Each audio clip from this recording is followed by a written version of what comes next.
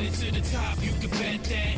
Catch us cruising in the hip hop, we are back, man. This is the DagogetaTv. This is If You Ask Me, 50th episode. I'm your host, Deme D, Mr. Everywhere. You never there. You already know, man. This is the third segment. I had to switch it up. Got a full panel, man. Shout out to my guys, man. Really appreciate y'all. We do it for hip hop, and that's what this segment is about, man. 50.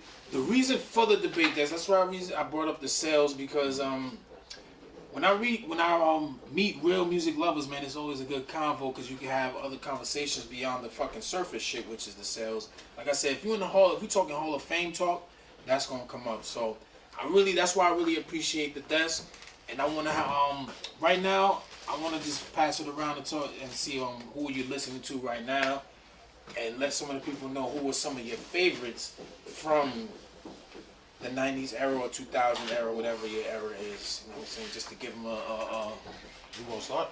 I will start it off, man. I started this, if you ask me, hip hop debate desk. The first episode was the tribute to Prodigy. I do a tribute episode every 7th episode to a particular artist.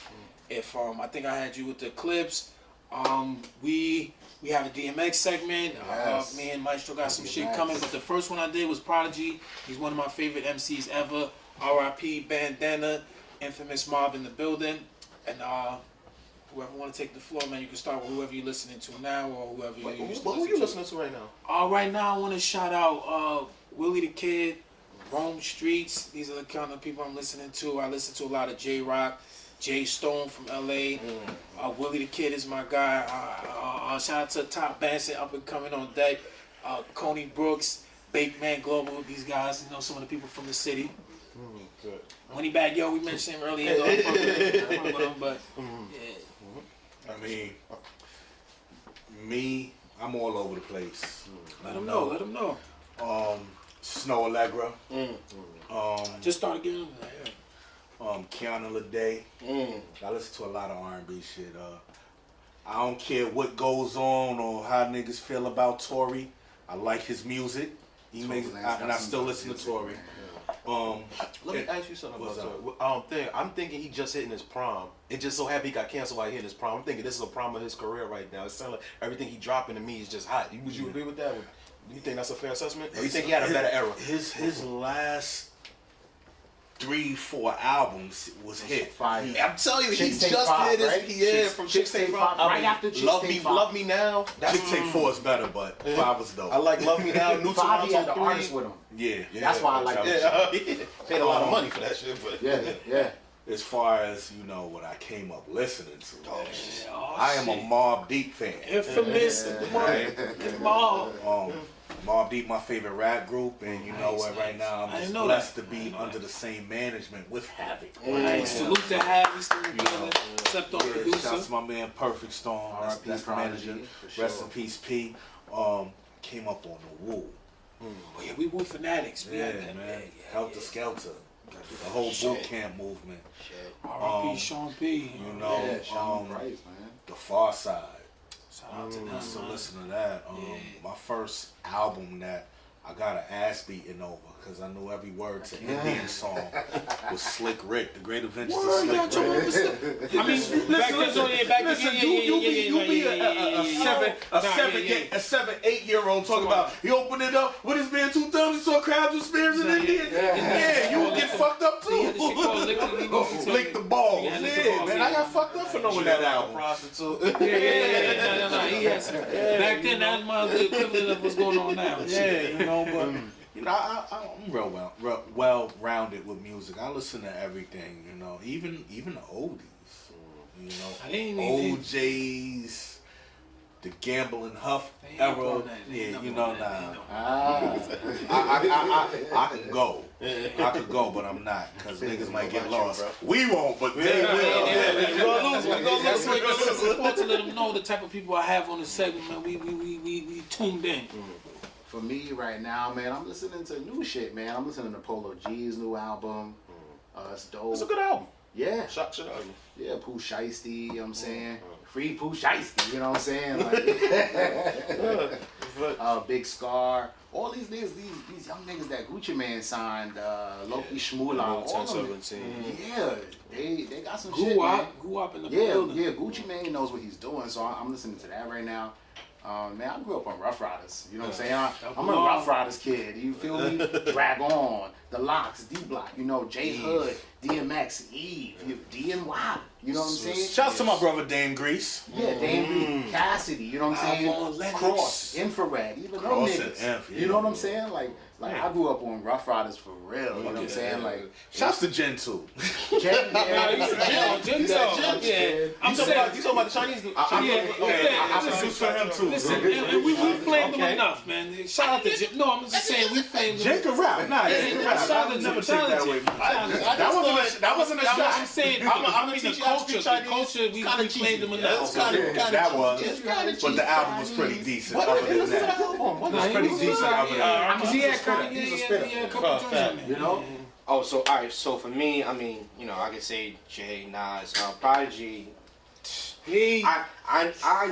I think there was a point in my life where I knew the verse to Shook Ones before I knew my multiplication table.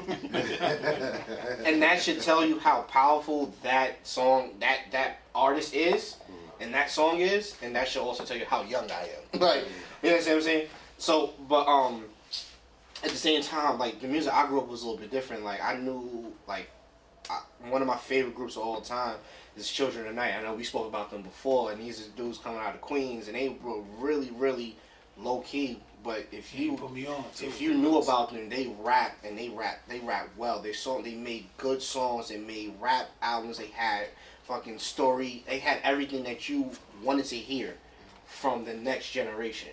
Flatbush Zombies. ASAP Rocky, ASAP Mob when he first got in. Even Our Future. Our Future undoubtedly was something different that we weren't. You fuck with them? I fuck with Our Future. That's a little different. It was amazing because once you can I throw something in? Yeah. Tyler's new album is hot. Tyler can rap. His new album is hot. Like I give credit when credit is due. He went back to rapping. Yeah, that album is hard. So I'm gonna stay along on the topic. But all right, so when listening to Tyler, right, it was shock culture at its finest, and that's exactly what the fuck you're supposed to do. Him eating that roach was the same equivalent of people saying, "Yo, this person just sold 100 million. We gotta fucking listen to him." And that was a thing where it's like, all right, I did this. Now here's the other shit that I'm about to do. And if you're here with me, perfect. If you're not, I know. Thank you for your money. Thank you for that. But you had a song like Yonkers come out, and then you have a song like Sandwiches come out where it's a little bit more rapping. And then you have a song like Rusty where it's him, Donald Genesis, and Earl Sweatshirt with their fucking rapping. And it's like, what the fuck is this? So this dude could bring you Earthquake. You understand what I'm saying? And then you do a video, hot ass beat clap. You understand what I'm saying? So Our Future, from Haji B's to Left Brain to Mike G, Earl's, Casey can rap. I know he was like Casey Veggies, Vince Staples was affiliated with them. They go all rap. Kendrick Lamar Kendrick Lamar is my favorite artist right now, and that's a different debate because I know people ain't dropping right now. The thing with Kendrick for me is it's not necessarily about the rap. Like the rapping is emotion. Like Kendrick is jazz. He's a vibe. He's fucking jazz. Kendrick is somebody who can tell me about my life, never met me, and tell me about my life 2,000 miles away from where I'm at. And like, holy shit. You know, I made a comparison with Kindred. I say Kindred to me is like the equivalent to Alicia Keys. And I say that like this, like they're not always on the scene, but when they drop, it's up. Yeah. You're gonna go back in their space. You're gonna stop. Even if you don't stop, you stop for 30 seconds, or you stop for a longer time than that, you're gonna stop. But when they drop, I couldn't get into the Pimp a Butterfly. To Pimp a Butterfly. Nah, I like that shit. I couldn't do it. I'm telling you right now. This shit just sounded crazy on my ears. I'm gonna tell you right now.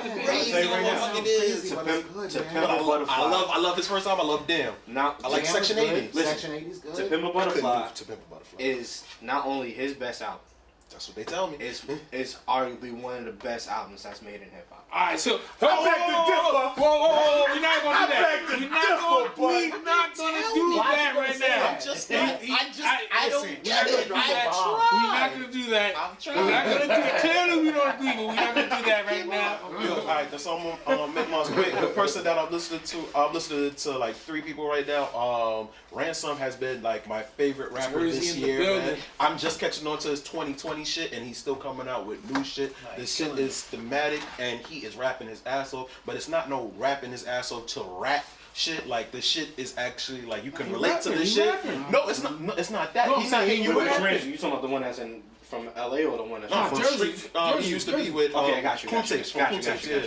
So yo, that shit fucks me up. Like a nigga being this good at rapping and it's not being corny. Right. That, you hardly get that. You Right, get what I'm because saying? that's what Eminem is a little. Royce the 5'9". At times he be losing me. Like you're good. You're really Just because good you at can this. rap don't But mean you that just I can't front. His last 2 albums was fire. no. I like Royce first. I mean His last second album. half catalog is better. No, than y'all like the first. Sober Royce? Because Royce is sober now. Y'all like Sober Royce? No, that sounds hard, bro. The first, his first half, his first half catalog, I wasn't really. Yeah, I just don't. I'm not here for that. I'm not here for that Rapping rapping and show me that you nice shit. Like I need some I substance. don't want that either. But that's what Ransom has been giving me. He like better than 99% of them niggas. But the Doing it music for is 20 good. plus, man. Salute He to just hit Ransom. it. That's another dude that just hit his prime. So Tory also, and J Cole. Those are the 3. You a Cole guy? Oh shit, Yo, my guy. since I know before I wasn't like I'm his about to first say, time. I knew you wasn't no fucking Cole guy. 2014 Forest Hill Drive. It was like. This is actually like I was a hater. I used to hate the nigga. And then like 2014 Forest Hill Drive, it was just like, yo, this is undeniable. This is music, good. yo. And then from then on, it seemed like he found himself. You know, it seemed like he found himself from since then. And all his albums to me has at least been okay to great. You know, I think KOD is a great album. I think this album is a good album. For your eyes, yours truly, and for your eyes only. That was cool. I thought that was cool. You understand what I'm saying? But I thought the first 2 was corny to me. Born Sinner and the one before that. Born Sinner The was debut fire. wasn't good. Born Sinner had some shit on it. Yeah, the Born Sinner was fire. That's his best joint right there to me. But as far as it's not my favorite, but I feel like that's his best put together. 2014 was my favorite. 2014 That was was his my favorite. introduction. Yeah. But I think Born the Sinner was debut the wasn't it. I got you. But I was gonna just wrap it up. Who I grew up on. yeah, because I'm about to say you didn't get to that. No, what you call it? Like me, I'm just basically like a connoisseur. I like black art. I like black. Anything black people do, I do it. So I like old music to new music. I delve in everything. I try to delve in as much. Person that raised me is honestly Jay-Z. You get what I'm saying? Like I'm a baby of the Rockefeller era. Yeah, and I'm like my first Jay-Z thing that Jay-Z album that I knew back to back was Volume 1, and then the world caught on Volume 2. It seemed like he was just like boom after the like Volume 2. The Found first. Our Life when that shit dropped. You see what I'm saying? Yeah, that with the song with Ja Rule, and he was out of here. High school era, that was G-Unit and Dipset. Dipset was the only people I knew that looked over the face and was like, but really don't need you. And I had to respect it because it was just like the swag. Killer, man. Really? They You know what I'm saying? Yo, Like, the nigga first single off of Rockefeller was Suck It or Not, bro. Like, I'm like, yo, this dude is wild, bro. They mad disrespectful. You gotta love it. You gotta love it, son. It's regular all of shit, son. And so, yeah. And before then, like, grade school, that's Wu-Tang. Wu-Tang is really that. Yeah, so that was pretty much how I grew up. How could you not like Wu-Tang? But that's a different topic. Wu-Tang or the Migos? Who had the bigger impact? I'm not even in it. This is what they're asking these questions. These are the questions. Are we going? Thank you. We're going with That's a the crazy question, yo. Episode, man. Thank y'all for tuning in. We gotta have a whole Deme nother D in the episode for that building. question. You already.